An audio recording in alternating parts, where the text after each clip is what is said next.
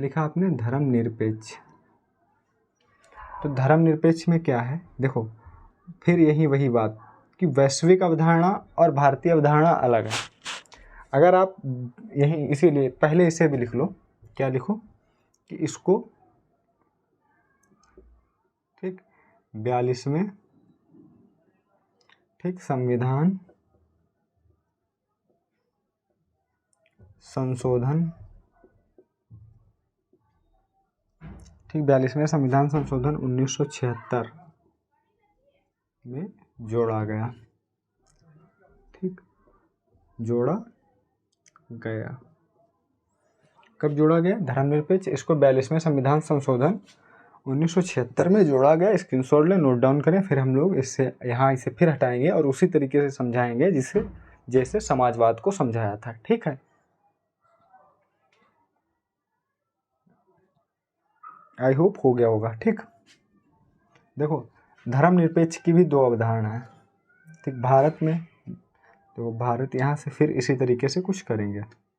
ठीक, लिखो, यहाँ लिखो भारत, ऊपर क्या लिख लो भारत, और इधर लिख लो पश्चिमी देश। ठीक, इधर क्या लिख लो पश्चिमी देश। ठीक, तो यहाँ क्या है, धर्मनिरपेक्ष में धर्म मोस्टली क्या होता है कि जब हम लोग धर्मनिरपेक्ष की बात करते हैं तो इसमें हमारे जो दिमाग में है, माइंड में सिर्फ एक वर्ड आता है कि धर्मनिरपेक्ष मतलब भारत का कोई धर्म नहीं है। सही बात है, कोई धर्म नहीं है धर्मनिरपेक्ष, लेकिन इसके पीछे दो अवधारणाएं हैं। ठीक है, उनको विस्तार से अगर अच्छे से समझ लेंगे तो सारी दिक्कत दूर हो जाएगी। पहली क्या है कि एक का है नकारात्मक, एक है सकारात्मक। ठीक, तो नकारात्मक क्या है कि जहाँ धर्म के साथ, धर्म से कोई लेना देना नहीं होता है देश को। ठीक, धर्म के साथ कुछ भी हो रहा है, धर्म कुछ भी कर रहा है, धर्म से कोई लेना देना नहीं है। धर्म और देश दोनों अलग अलग हैं, बीच में एक दीवार खड़ी। एक क्या है जिसे सकारात्मक कहते हैं, जो बताइए नकारात्मक थी। ठीक, जो सकारात्मक, और ये पश्चिमी देशों में है। ठीक, ये जो अवधारणा अभी बताई है जिसमें बीच में दीवार खड़ी है राज्य और धर्म के बीच, राज्य का मतलब देश या सरकार, ठीक, के बीच दीवार खड़ी है जिसे धर्म से कोई लेना देना नहीं है, तो वहाँ क्या है, वो पश्चिमी देश की नकारात्मक अवधारणा। एक अवधारणा ऐसी है जहाँ धर्म का मतलब, धर्मनिरपेक्ष का मतलब है कि किसी देश, राज्य, ठीक, सरकार के लिए धर्म सभी धर्म समान हैं, सभी धर्मों को समानता की नज़र से देखा जाता है। ठीक, सभी धर्मों के साथ समान व्यवहार होता है, और जिस धर्म को जैसी ज़रूरत होती है उसके साथ वो देश, वो सरकार, वो राज्य खड़ी होती है। ठीक है, सभी को समान समर्थन प्राप्त है। इसका मतलब है कि ये जो धर्मनिरपेक्ष की अवधारणा है, इसे कह सकते हो कि ये सकारात्मक अवधारणा है, और इसमें आपके दिमाग में एक अलग तरीके की एक बात, एक विचार उपज के आई होगी कि धर्मनिरपेक्ष का मतलब ये नहीं होता कि सरकार को धर्म से कोई लेना देना नहीं है। धर्मनिरपेक्ष का मतलब ये भी होता है कि कोई एक विशेष धर्म हमारा धर्म नहीं है, सारे धर्मों का हम समान सम्मान करते हैं। ठीक, सबको हम समान, सबके साथ समान व्यवहार करते हैं और सबकी इज्जत करते हैं, रिस्पेक्ट करते हैं। ठीक, ये हमारे देश की अवधारणा है, जो अगर कहेंगे जहाँ की 80% आबादी हिंदू है। ठीक, और ये जो हिंदू ग्रंथों की भी यही अवधारणा है। अगर आप ग्रंथों को देखेंगे तो उसमें भी हमें किसी भी धर्म का विरोध करना नहीं सिखाया गया।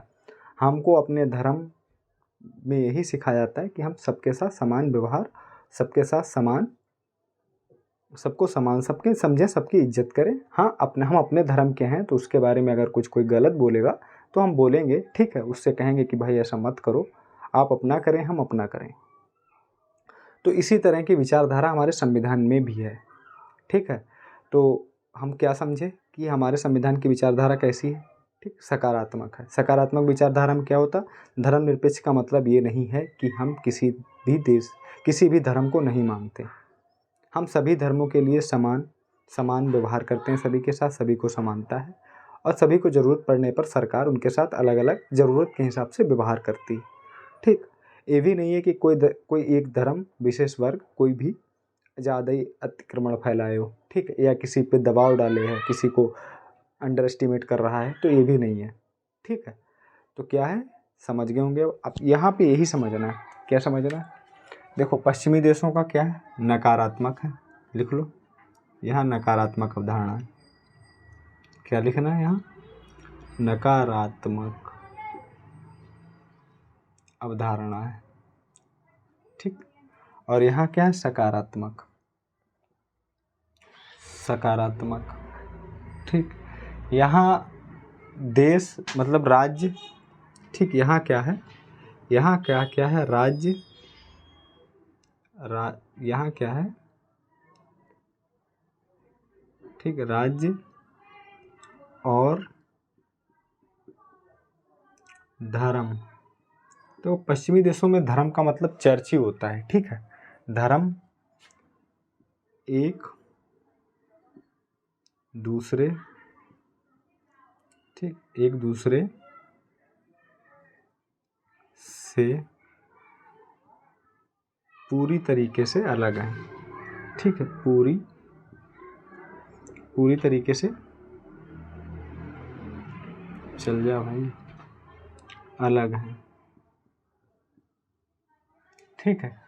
और यहाँ क्या है? सभी धर्म समान है, ठीक। अगर लिखना चाहो, वैसे हमने जो बताई है अगर उसे आप देखेंगे तो वो बहुत अच्छे से बताया है कि यहाँ लिख लो राज्य के लिए सभी धर्म समान है, ठीक। लिख लो राज्य के लिए सभी धर्म समान है, ठीक। सभी के साथ समान व्यवहार किया जाएगा, ठीक। राज्य के लिए सभी धर्म समान है और सकारात्मक अवधारणा है, ठीक। देखो इसे थोड़ा और अच्छे से अगर समझाएं तो इतना आप स्क्रीनशॉट लें या नोट डाउन करें, फिर हम लोग थोड़ा आगे, या यहाँ समझ लो, ठीक। यहाँ समझ लो कि यहाँ क्या है? ये आपका एक राज्य हो गया या देश हो गया, जो इसे आप समझना चाहें समझें, ठीक। आप 4 भाई हैं, आप मान लो 4 भाई हैं, ठीक। सबसे बड़ा हो गया, मान लो यहाँ लिख देते हैं हिंदू,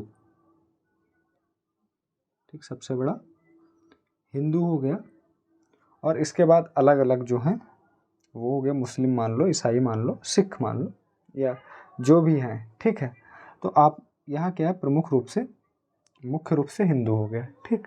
अब यहाँ क्या हुआ कि ये हो गए, ये आप यहाँ पे थोड़ी देर के लिए मुस्लिम मान लेते हैं, यहाँ पे क्रिश्चियन मान लेते हैं, ठीक है। और यहाँ पे आपको सिख मान लेते हैं, ठीक। कुछ भी मान लो, ये 4 भाई हैं। और आप क्या है, जो राज्य है या देश है वो यहाँ पे इनका मेन मुखिया है, ठीक। मेन मुखिया, या मान लो किसी भी, मतलब एक पिता मान लो और 4 बेटे मान लो। तो एक पिता का 4 बेटों के प्रति समान व्यवहार है, वो किसी सबके साथ समान व्यवहार करता है, सबको समान शिक्षा दिलाता है, सबको समान पैसा देता है, और सबको एक ऊंचाई तक पहुंचाने के लिए जितना कर सकता है सबके साथ समान व्यवहार करता है, ठीक। ठीक उसी तरीके से, और जब कोई गलत होता है तो उसे उस तरीके से भी ट्रीट करता है, ठीक। जिस तरीके से जो व्यवहार करता है उस तरीके से उसे ट्रीट करता है, लेकिन सबके प्रति एक सकारात्मक अवधारणा है कि हम आप सबका भला चाहते हैं, ठीक। क्या है कि हम आप सबका भला चाहते हैं, मेन जो कारण है वो यहाँ यही है, ठीक। तो देखेंगे, अगर इस एग्जाम्पल से समझेंगे तो आप समझ जाएंगे कि मान लो किसी पिता के 4 बेटे हैं, ठीक। चारों समान हैं और सबके साथ समान व्यवहार करता है, ठीक। और जब किसी का व्यवहार गंदा कर होता है या गलत होता है तो उसे उस तरीके से ट्रीट करता है, ठीक। और अगर आप देखेंगे, थोड़ा सा जाएंगे हिंदू राष्ट्र बनाने पे, तो अगर मान लो कि सबसे बड़ा जो है, अगर वो इस तरीके से कुशल है जिसे सहिष्णु कहते हैं, अगर उसमें सहिष्णुता है तो इन तीनों का मुखिया बनाने में उसे कोई दिक्कत नहीं, ठीक। मतलब क्या है, इन तीनों का मुखिया बनाने में कोई दिक्कत नहीं। वैसे जो है व्यवस्था वो भी ठीक है, और अगर ये भी होती है तो ये भी अच्छी है, ठीक है। तो आप लोग समझ गए होंगे। अब हम लोग आगे चलेंगे, ठीक। इससे बेहतर शायद ही आप समझ पाएँ, ठीक। तो क्या है? सकारात्मक अवधारणा, सभी राज्य के लिए सभी धर्म समान है। इधर पश्चिमी देशों में नकारात्मक अवधारणा, राज्य और धर्म से एक दूसरे से पूरी तरह अलग है, कोई लेना देना नहीं है, ठीक है। टाइम देख लेते हैं।